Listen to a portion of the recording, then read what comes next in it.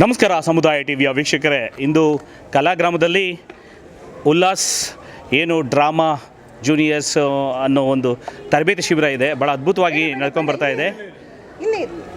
10 ವರ್ಷಗಳಿಂದ ನಡ್ಕೊಂಬಂದು ಇದು 10ನೇ ವರ್ಷದ ಅದ್ಭುತವಾದಂಥ ಶಿಬಿರ. ನಾವು ಸಮೇತ ನಮ್ಮ ಮಕ್ಕಳನ್ನೆಲ್ಲ ಹಾಕಿದ್ದೇವೆ. ಇದಕ್ಕೆ ಪ್ರಮುಖವಾದ ಕಾರಣ ಬಾಮ ಹರೀಶ್ ಸರ್ ಮೊದಲನೇದಾಗಿ ಅವ್ರ ಹೆಸರು, ಆಮೇಲೆ ತಮ್ಮಂಥವರೆಲ್ಲ ಹಿರಿಯ ಕಲಾವಿದರೆಲ್ಲ ಕೂಡ ಬಂದು ಭಾಳಷ್ಟು ಶಿಬಿರದಲ್ಲಿ ಆಶೀರ್ವಾದ ನೀಡಿದೆ ಅಂತ ಭಾಳ ಸಂತೋಷ ಆಯಿತು. ಇನ್ನು ಉಲ್ಲಾಸು ಹೇಳೋದೇ ಬೇಕಾಗಿಲ್ಲ, ಎಲ್ಲರ ಜೊತೆ ನಗ್ನಾಗ್ತಾ ಸಂತೋಷವಾಗಿ ಮಾತಾಡ್ತಾ ಇರ್ತಾರೆ. ಇನ್ನು ತಂದೆ ತಾಯಿ ಆದವ್ರಿಗೆ ನಮ್ಗೆ ಏನು ಬೇಕು ಮೇಡಮ್, ಅಷ್ಟು ಪ್ರೀತಿಯಿಂದ ಮಕ್ಕಳನ್ನ ಆರೈಕೆ ಮಾಡಿ ಅವ್ರನ್ನೆಲ್ಲ ತರಬೇತಿ ತಿದ್ದಿ, ಯಾಕಂದರೆ ಮಕ್ಕಳನ್ನ ಹ್ಯಾಂಡಲ್ ಮಾಡೋದು ಅಷ್ಟು ಸುಲಭ ಅಲ್ಲ, ಅಷ್ಟು ಚೆನ್ನಾಗಿ ಮಾಡಿದ್ದಾರೆ. ಈ 10ನೇ ಒಂದು ಏನು ಕೊನೆಯ ದಿನದ ಒಂದು ಸ್ಪರ್ಧೆನೋ ಅಥವಾ ಒಂದು ರೀತಿ ಪ್ರದರ್ಶನ ಎಲ್ಲ ರೀತಿಯಲ್ಲಿ ಹೇಳ್ಬೋದು ನಾಟಕದ್ದು.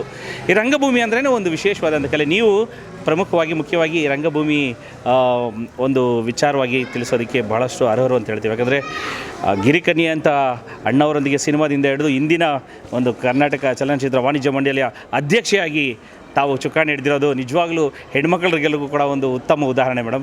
ಹಾಗಾಗಿ ತಮಗೆ ಮತ್ತೊಮ್ಮೆ ಒಬ್ಬ ಪೋಷಕನಾಗಿ ಮತ್ತು ಸಮುದಾಯ ಟಿವಿಯ ಮುಖ್ಯಸ್ಥನಾಗಿ ಅಭಿನಂದನೆಗಳು ಮತ್ತು ಕಂಗ್ರ್ಯಾಚುಲೇಷನ್ಸ್ ತಿಳಿಸ್ತೀನಿ ನಾನು. ಸಮುದಾಯ ಟಿವಿಯ ಎಲ್ಲ ನನ್ನ ಬಂಧುಗಳಿಗೆ ನಮಸ್ಕಾರ. ಇದೊಂದು ತುಂಬ ಒಳ್ಳೆಯ ಒಂದು ಅನುಭವವನ್ನು ಕಟ್ಟಿಕೊಡುವಂತಹ ಕೆಲಸ. ನಮ್ಮ ಬಾಮ ಹರೀಶ್ ಅವರು ನನಗೆ ಬಹಳಷ್ಟು ವರ್ಷಗಳಿಂದ ತಿಳಿದಿರ್ತಕ್ಕಂಥವ್ರು.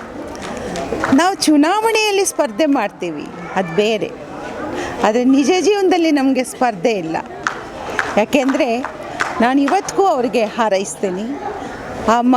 ಅವ್ರ ಮಗ ಉಲ್ಲಾಸು 10 ವರ್ಷದಿಂದ ಈ ಸಂಸ್ಥೆಯನ್ನು ಕಟ್ಟಿ ಮಕ್ಕಳುಗಳಿಗೆ ಸಮ್ಮರ್ ಕ್ಯಾಂಪಲ್ಲಿ ಇಂಥ ಒಂದು ನಾಟಕಗಳನ್ನು ಆಡಿಸುವ ಜೊತೆಯಲ್ಲಿ ಅದರ ಮೂಲಕ ಎಷ್ಟು ಅದ್ಭುತ ನೋಡಿ. ಆಲಿಬಾಬಾ 40 ಕಳ್ಳರ ಬಗ್ಗೆ ಮಾಡಿರ್ತಕ್ಕಂಥದ್ದು. ಆ ಮಕ್ಕಳ ಹತ್ರನೇ ಮಕ್ಕಳಿಂದ ಹೇಗೆ ಕೆಲಸ ತಗೋಬೇಕು ಅಂತ ಅವ್ರಿಗೆ ಗೊತ್ತಿದೆ. ಆ ಮಕ್ಕಳಿಂದ ಅವರೇ ಸೆಟ್ಟನ್ನು ಮ್ಯಾನೇಜ್ ಮಾಡುವಂಥ ಕೆಲಸಗಳೆಲ್ಲ ಕೊಟ್ಟಿದ್ದರು. ತುಂಬ ಖುಷಿಯಾಯಿತು ನನಗೆ. ಎಷ್ಟು ಚೆನ್ನಾಗಿ ಆ ಮಕ್ಕಳುಗಳು ಕರೆಂಟು ಡಿಮ್ ಆಗಿದ ತಕ್ಷಣವೇ ಆ ಸೆಟ್ ಪ್ರಾಪರ್ಟಿ ತರಬೇಕು, ಅದರಲ್ಲಿ ಇವಾಗ ಅಲ್ಲಿ ನಾಟಕ ರಂಗಭೂಮಿ ನೋಡ್ತಿದ್ದಾರೆ ಅಂತ ಹೇಳಿ ಆ ಲೈಟ್ ಆನ್ ಆಗುವಾಗ ಅವರ ಅಷ್ಟು ಚಾಕುಚಕ್ಯತೆಯಿಂದ ಅದನ್ನು ಎಷ್ಟು ಸೊಗಸಾಗಿ ಆ 40 ಕಳ್ಳರು ಪಾಠ ಮಾಡಿದ್ದಾರೆ. ಆ ಅಲಿಬಾಬಾ ಎಲ್ಲರೂ ಕೂಡ ಪ್ರತಿಯೊಬ್ಬರಿಗೂ ನಾನು ಅಭಿನಂದನೆಯನ್ನು ಸಲ್ಲಿಸ್ತೇನೆ.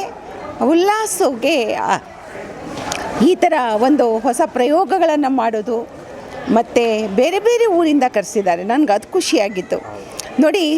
ಒಂದು ತಾಯಿ ಸೌದತ್ತಿಯಿಂದ ತನ್ನ ಮಕ್ಕಳನ್ನು ಕರ್ಕೊಂಡು ಬಂದಿದ್ದಾರೆ. ಸೌದತ್ತಿಯಿಂದ ಕರ್ಕೊಂಡು ಬಂದು 15-20 ದಿವಸ ಕ್ಯಾಂಪಸ್ಸಲ್ಲಿ ಇದ್ದು ಮಕ್ಕಳು ತಾನು ನಾಟಕಕ್ಕೆ ರಿಹರ್ಸಲ್ ಮಾಡ್ಕೊಳ್ಳುವಾಗ ಅಷ್ಟು ಸೊಗಸಾಗಿ ರಿಹರ್ಸಲ್ ಮಾಡುವಂಥದ್ದು. ಮತ್ತು ಮಕ್ಕಳಿಗೆ ತಾಯಿಯಾದವಳು ಪಕ್ಕದಲ್ಲಿ ಕೂತು ಎನ್ಕರೇಜ್ ಮಾಡುವಾಗ ಮಕ್ಕಳಿಗೆ ನೇರವಾಗಿ ಹೃದಯದಿಂದ ಇಲ್ಲಿಗೆ ಬಂದು ಕೂತ್ಕೊಳ್ಳುತ್ತೆ. ಸ್ಮೃತಿಯಲ್ಲಿ ಹೃದಯದಲ್ಲಿ ಯಾವಾಗಲೂ ಕೂಡ ಶಾಶ್ವತವಾಗಿರುತ್ತೆ. ಕಲೆ ಒಂದೇ ರೀ ಮನುಷ್ಯನನ್ನು ಜೀವಂತವಾಗಿ ಇಡೋಕ್ಕೆ ಸಾಧ್ಯ. ಇವತ್ತಿನ ದಿನದಲ್ಲಿ ಬರೀ ದುಡ್ಡಿನ ಹಿಂದೆ ಜನ ಓಡ್ತಾರೆ, ಆದರೆ ಆ ದುಡ್ಡು ಮನುಷ್ಯನನ್ನು ಹೆಚ್ಚು ಕಾಲ ಬದುಕ್ಸೋಕ್ಕೆ ಸಾಧ್ಯವಿಲ್ಲ. ಆದರೆ ಕಲೆ ಇದೆ ನೋಡಿ, ಒಂದು ಹಾಡು, ಸಂಗೀತ, ನೃತ್ಯ, ನಾಟಕ, ಪ್ರತಿ ಒಂದು ಫಾರ್ಮೇಟ್ ಆಫ್ ಕಲೆ ಯಾವುದಿದ್ರೂ ಕೂಡ ಅದು ಮನುಷ್ಯನನ್ನು ಹೆಚ್ಚು ದಿನ ಅವರನ್ನು ಸಂತೋಷವಾಗಿಡುತ್ತೆ ಮತ್ತು ಅವರಿಗೆ ಬದುಕಲ್ಲಿ ಬದುಕಬೇಕು ಅನ್ನುವಂಥ ಒಂದು ಛಲವನ್ನು ಕೊಡುತ್ತೆ. ಇವೆಲ್ಲವೂ ಸಾಧ್ಯ ಆ ಡ್ರಾಮಾಗಳಲ್ಲಿ, ನೃತ್ಯಗಳಲ್ಲಿ ತೊಡಗಿಸ್ಕೊಂಡಾಗ. ಖುಷಿಯಾಗಿದೆ.